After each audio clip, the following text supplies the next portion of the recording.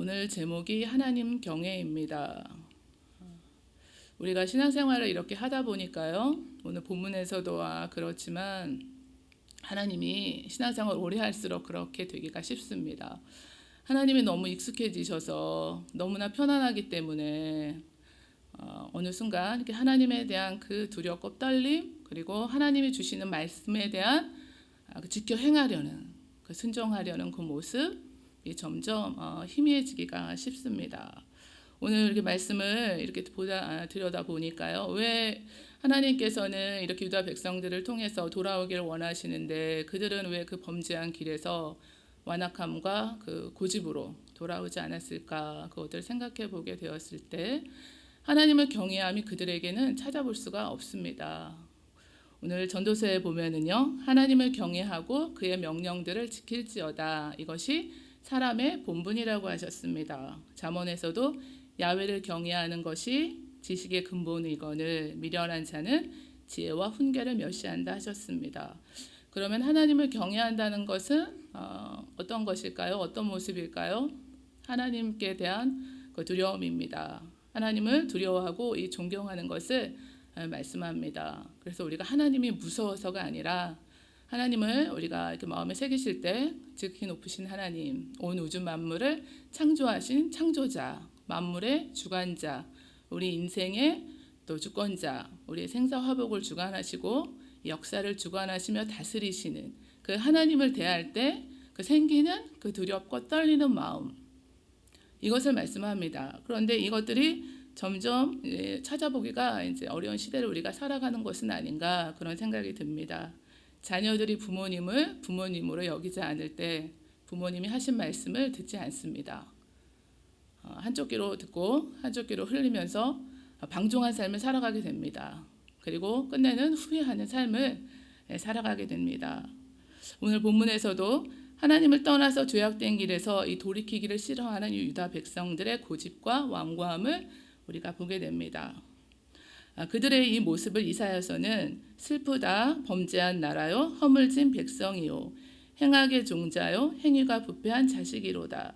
그들이 야훼를 버리며 이스라엘의 거룩하신 이를 만홀히 여겨 멀리하고 물러갔도다 라고 말씀하고 있습니다.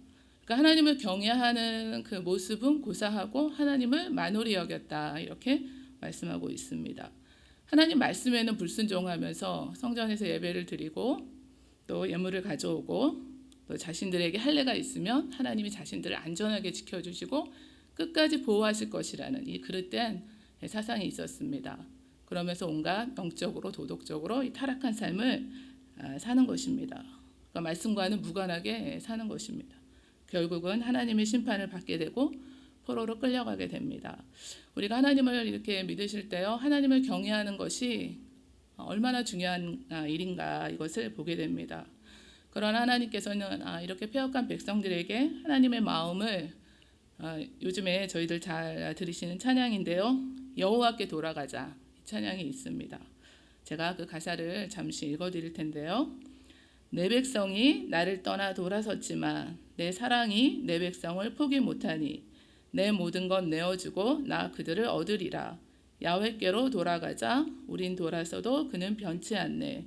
야훼께로 돌아가자. 우린 넘어져도 그 사랑 영원하네. 이런 가사입니다. 하나님께서는 이 백성들을 포기 못하시고 계속해서 너희 조상들이 애굽 땅에서 나온 그 날부터 내가 내 종 선지자를 너희들에게 보내되 끊임없이 보냈다고 이 전장 7장에서 말씀을 주고 있습니다. 범죄한 이 백성들을 향한 하나님의 마음이십니다. 우리 신약 마가복음 12장에는 포도원 농부의 비유가 나옵니다.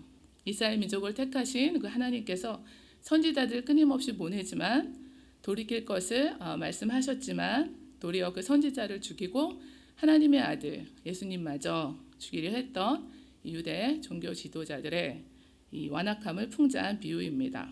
한 사람이 포도원을 만들어서 산울타리로 두르고 집자는 틀을 만들고 망대를 지어서 농부들에게 세를 주고 타국에 갔습니다.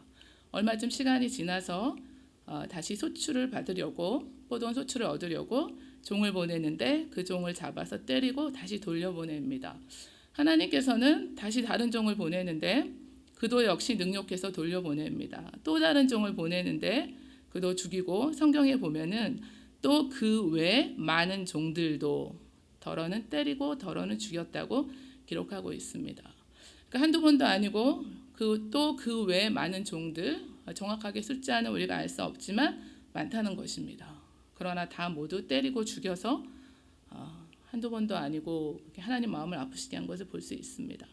우리 생각으로는 도저히 이해하기 어려운 부분인데요. 악하기가 그지없는 은혜를 모르는 이 농부들임에도 불구하고 계속해서 이 종들을 보내는 포도원 주인은 하나님 아버지의 마음을 담고 있습니다. 오늘도 하나님께서 계속해서 종들을 보내시고 말씀을 주시면서 우리가 하나님을 경외하는 삶에서 벗어나는 것을 원치 않으시고 돌이키기를 원하시며 또 하나님께 나오기를 원하십니다.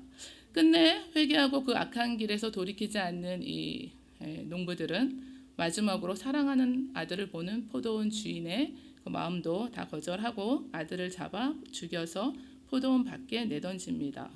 결국 악한 농부들은 진멸되고 포도원은 다른 사람에게 주어졌습니다. 하나님을 경외하는 삶에서 우리가 벗어나게 되면 방종하게 되고 하나님을 향한 이 두려움 없이 살아가며 끝까지 회개하지 않고 돌이키지 않을 때는 하나님의 심판이 임한다는 것입니다. 하나님의 이러한 마음과는 반대로 유다 백성들의 모습을 4절부터 저희가 볼 수가 있습니다. 그들은 도무지 말을 듣지 않습니다. 너는 또 그들에게 말하기를 야훼의 말씀에 사람이 엎드러지면 어찌 일어나지 않겠으며 사람이 떠나갔으면 어찌 돌아오지 않겠느냐.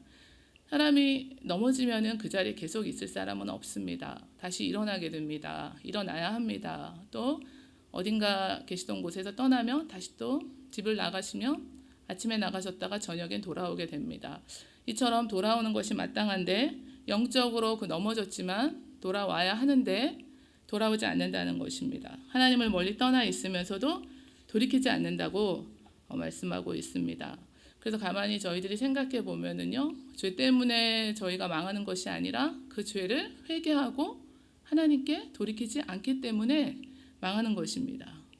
7절 말씀에도요, 공중의 학은 그 정한 시기를 알고 산비둘기와 제비와 두루미는 그들이 올 때를 지키거늘 내 백성은 야훼의 규례를 알지 못하는도다.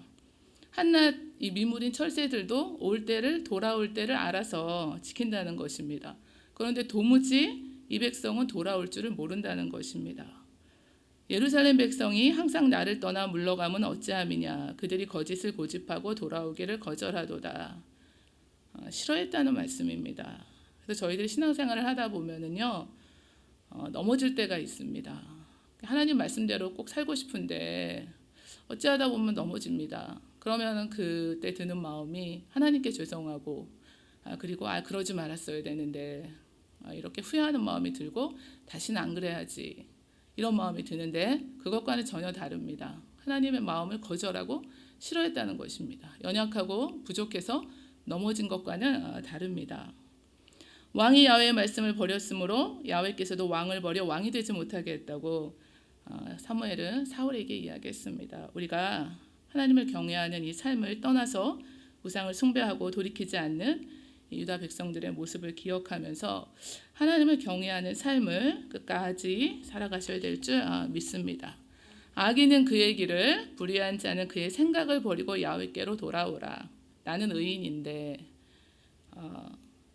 라고 온전한 사람이 없다고 하셨습니다. 우리도 순간순간 우리의 그 고집, 또 교만, 그 불순종한 죄를 또 깨닫지 않는 것, 회개하지 않고 또 권면도 듣지 않으려는 그 강팍한 마음들, 신앙생활 내가 이만큼 했는데 또 그런 마음들, 누군가 또 성령님 주시는 그런 선포되어지는 말씀, 또 하나님께서 우리 주변에서 주시는 그런 권면들, 이런 걸 절대 듣지 않으려는 그런 강팍한 마음, 하나님께서 우리에게 돌이키기 원하시는 모습들은 없는가, 이것을 하루하루 날마다 비춰보셔야 됩니다.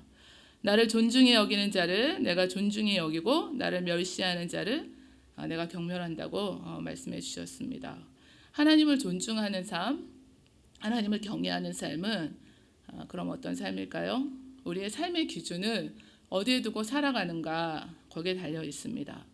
하나님의 말씀에 두고 그 말씀을 지켜서 행해서 살아간다면 하나님을 경외하는 삶을 사는 것입니다. 반대로 생각해 보시면은 그럼 내 생각, 내 뜻을 다 이렇게 내려놓지 못하고 살아간다면 우리가 하나님을 경외하는 삶을 사는 것이 아닙니다. 결국은 하나님이 하라는 대로 하고 하지 말라고 하는 대로 하지 않아야 됩니다.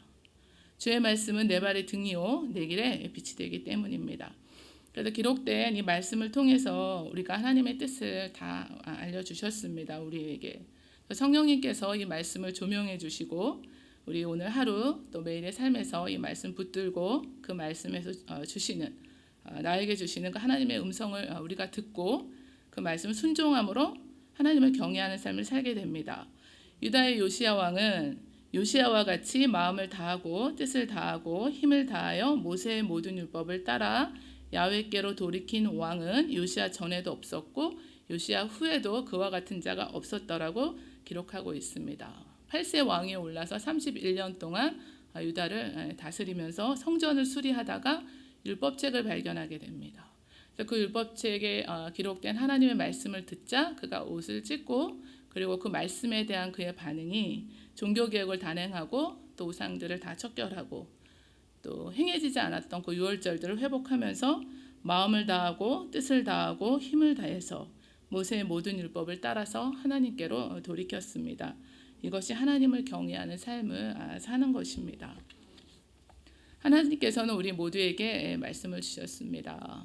고집세고 목이 굳은 백성과 같이 하지 말고 하나님의 마음을 알아서 우리가 또 불순종하는 그들의 결말을 아는 우리들은 하나님을 경외하는 삶으로 우리의 삶의 기준을 하나님 말씀에 두고 그 말씀을 지켜 행하며 살아가는 것이 하나님을 경외한 삶이기 때문에 이것이 우리에게 가장 복이 되는 삶이기 때문에 오늘도 저희들에게 말씀을 주신 줄 믿습니다.